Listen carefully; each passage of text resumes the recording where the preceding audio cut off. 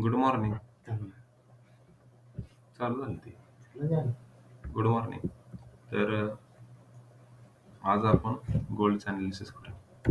जर weekly time फ्रेमवर बघितलं आपण,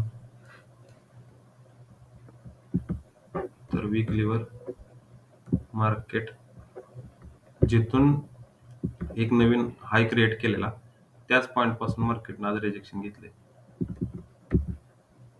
आणि मार्केटची क्लोजिंग थोडीशी खाली होऊ शकते, जसं की ह्या टाईपमध्ये अशी होऊ शकते. बघूया. आता जर आपण डेली आलो की, तर डेली आपल्याला मार्केटनं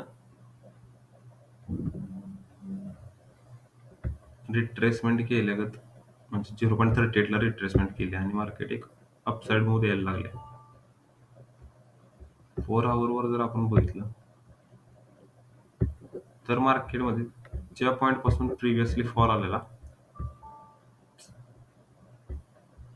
जिथून फॉल आलता एक्झॅक्टली तिथंच मार्केट त्याच टाईपचं फॉर्मेशन करते. आता आपण हा फॉल पण इग्नोर करू शकत नाही. हा फॉल त्याच्यामुळं ही 38 पासून रिजेक्शन घेतले खरं, पण ह्या फॉल मध्ये जर आपण बघितलं तर आता मार्केट एक्झॅक्टली 38% पाशी आहे. इथून एक फॉल येऊ शकतोय. जर मार्केट थोडं वर गेलं इथून एक फॉल असा येऊ शकतोय.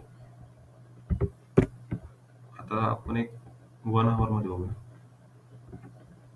1 आवर मध्ये बाईंग एकदम स्लो झाल्या, वरून रिजेक्शन यायला लागले, EMA पण आहे.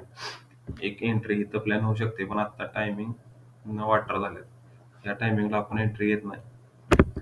तर 6 PM पर्यंत, संध्याकाळपर्यंत मार्केट ह्याच रेंजमध्ये वर खाली 0.5 अशी आपल्याला भेटलं तर एक सेल साईड आपण एंट्री प्लॅन करू शकतोय. त्यासाठी अजून आपल्याला एकाच कन्फर्मेशनवर आपण ट्रेड नाही घेणार, अजून भरपूर कन्फर्मेशन आपण त्यासाठी बघणार. जर इथं बघितलं तर इथं एक opening closing time spend area किंवा आपण ह्याला अनवॉन्टेड म्हणू शकतो, कंटिन्युएशनची कॅन्डल पण म्हणू शकतो. 30 मिनिटवर जर आपण बघितलं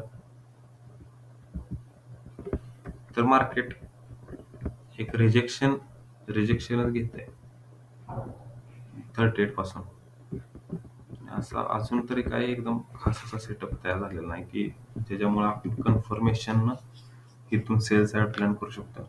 6 PM पर्यंत बघू की काय प्लॅनिंग होते का. तर आता मार्केटमध्ये लंडनला व्हॉल्यूम येणं झालाय, असा मध्येच कुठं तर व्हॉल्यूम येते, त्याच्यामुळं आपले SL पण हिट होतात.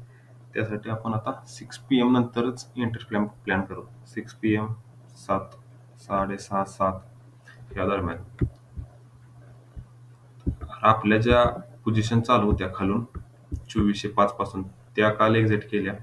काही पोझिशन 2470 ला एक्झिट केल्या, काही 60 ला एक्झिट केल्या आणि काही 58, 59 ला अशा एक्झिट केल्या. तर मिनिमम आपण 600 पिप्सची रेंज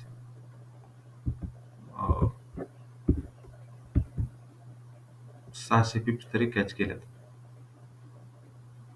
तर बघूया नेक्स्ट कसं काय होतंय. पण ह्या आपण फॉलला तरी इग्नोर करू शकत नाही, त्याच्यामुळे इथून एक फॉल येऊ शकतोय कंटिन्युएशन मध्ये.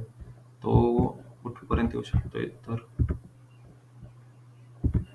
ही एक रेंज आहे जी की प्रिव्हियसली सपोर्ट ऍक्ट करते. आता पण इथं सपोर्टच ऍक्ट करेल 2420.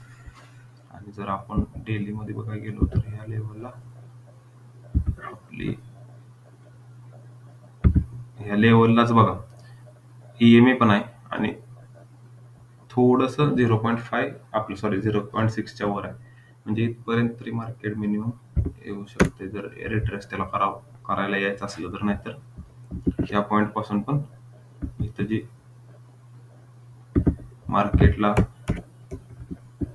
प्रिव्हियसली जो रेजिस्टन्स होता त्याच पॉईंटला आता सपोर्ट ऍक्ट केलाय आणि तिथंच मार्केटनं एक इथनी बेरिश वाली कॅन्डल बनवल्या. इथनी बेरिश होती, तो ब्रेक कर देते आणि तिथूनच मार्केट वर निघाले. जर इथं आपण बघायला गेलो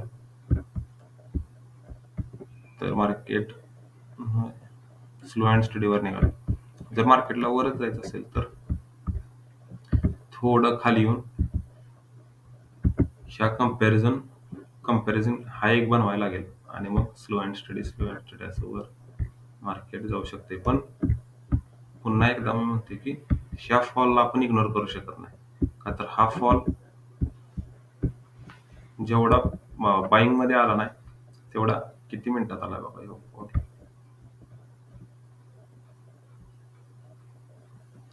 4 तासात, पूर्ण 4 तासात 400 पिप्स मार्केट पडले. त्याच्यामुळे ह्याला आपण इग्नोर करू शकत नाही. ह्याच्या पण फिबला एक रेजिस्टन्स टाइप ऍक्ट करू शकतो. बघूया काय कसं काय होतंय. अपडेट देईन मी तुम्हाला.